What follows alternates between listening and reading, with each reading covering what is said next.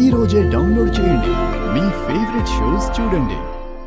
మామయ్య కొట్టక ముందే చారు వచ్చి పట్టుకుందంటే తన కళ్ళు కనిపిస్తున్నాయనే కదా.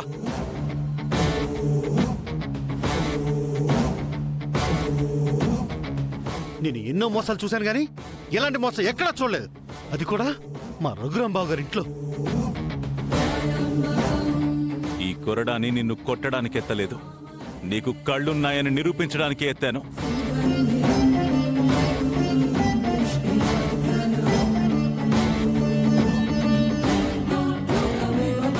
ఈ ఇంటికొచ్చిన వాళ్ళు శత్రువులైనా సరే వాళ్ళకి మన అవసరం ఉందనుకున్నప్పుడు మా వారు చెయ్యందిస్తారే తప్ప ఎప్పుడూ కుదరదని ఇంట్లో నుంచి పంపించరు. అది ఆయన గొప్పతనం. అది వీళ్ళకి చేతగానితనంలా అనిపించిందనుకుంటా. ఏమాత్రం భయం భక్తి లేకుండా ఈ ఇంట్లో నాటకాలేస్తున్నారు. కోరుకున్న వాడిని పెళ్లి చేసుకోవాలనుకుంది. ఏం చేస్తే అది సాధ్యం అవుతుందో తెలియక ఇలా చేసింది. పెద్ద మనసు చేసుకుని దాన్ని క్షమించండి అయ్యా.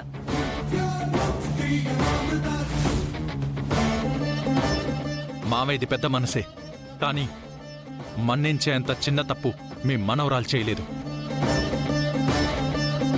తప్పు చేసిన తర్వాత పశ్చాత్తాపపడాలి, లేదా శిక్ష అనుభవించాలి. అంతేగాని ఆ తప్పుని సమర్థించకూడదు. చారు, ఇంకొక క్షణం నువ్వు నా కళ్ళ ముందుంటే ఆడపిల్లవని కూడా చూడను. వెంటనే ఇక్కడి నుంచి వెళ్ళిపో.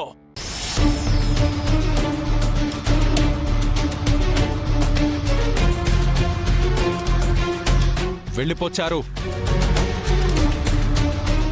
బావగారు, చిన్న పిల్ల బావగారు, ఉన్న పళంగా వెళ్ళిపోమంటే తను మాత్రం ఎక్కడికి వెళ్తుంది చెప్పండి? వెళ్ళిపో.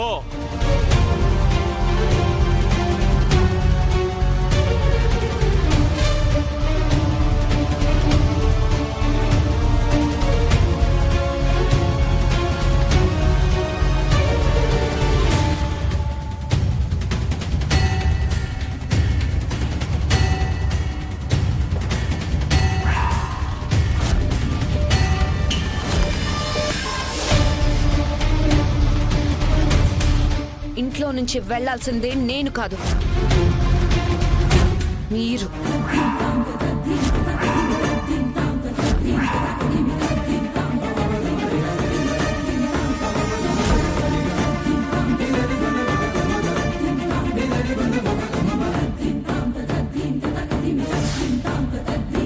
ఏం మాట్లాడుతున్నావే?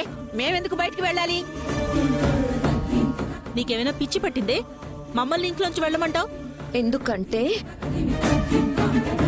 ఇప్పుడు ఈ ఆస్తి మాది.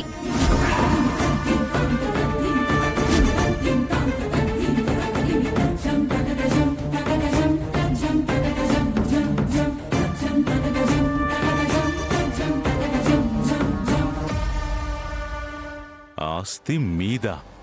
ఎస్. నీదెలా అవుతుందే?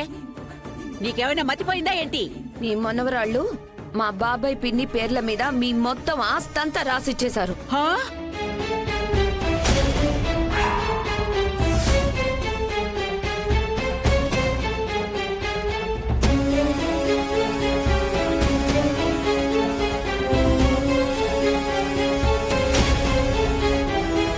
పిన్ని, వెళ్ళా పేపర్స్ తీసుకొని రా.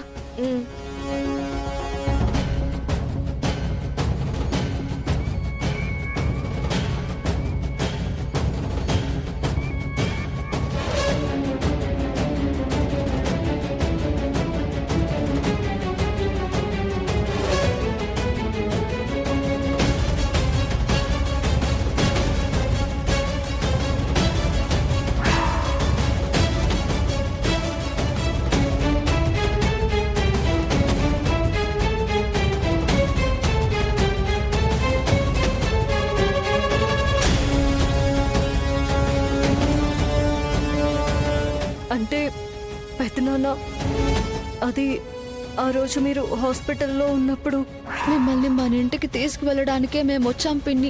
రండి పోదాము.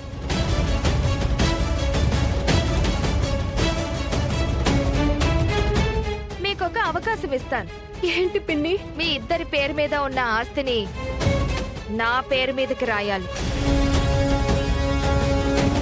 మా పేరు మీద ఆస్తి వస్తేనే మా కాలడుగు మీ ఇంట్లో పడుతుంది. పెదనాన్న కంటే మాకే ఆస్తులు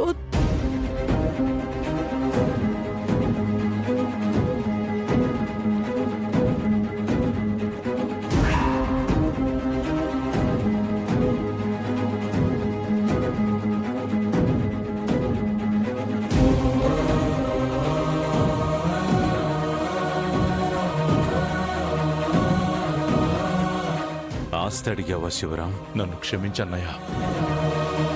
ఆ క్షణంలో ఆవేశంలో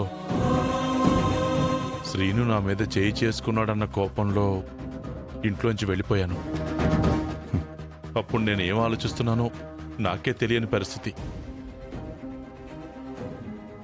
అప్పుడు వీళ్ళిద్దరి ప్రోద్బలంతోనే ఆస్తి అడగాల్సి వచ్చింది. అడిగితే నా ప్రాణమైన ఇచ్చేవాణ్ణి కదరా. ఆస్తి కోసం ఈ అన్నయ్య గుండెల్లో తన్నావా? జనాల గుండెల్లో దేవుడిగా రాముడు ఉండొచ్చేమో గాని రాముడి గుండెల్లో మాత్రం ఎప్పుడూ లక్ష్మణుడే ఉంటాడు.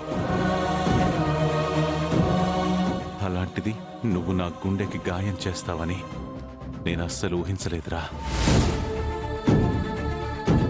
నేను అధికారంలో ఉన్నా ఎలా ఉన్నా నా బలం బలహీనత అన్నీ నువ్వే అని అందరికీ చెప్పుకున్నాను. కాని నువ్వు ఒక్క మాట కూడా చెప్పకుండా చేసావు చూడు.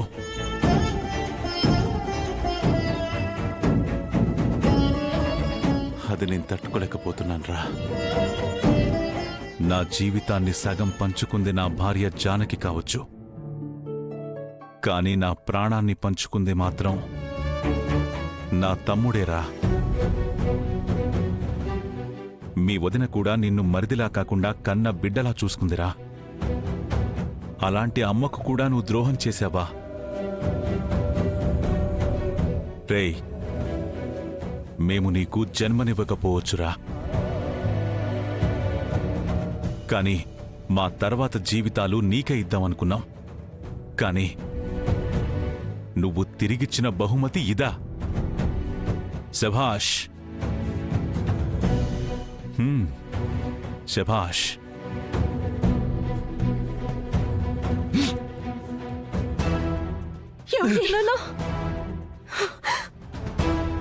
ఆద్యా, చెప్పమ్మా, ఇదంతా చేసిందెవరు?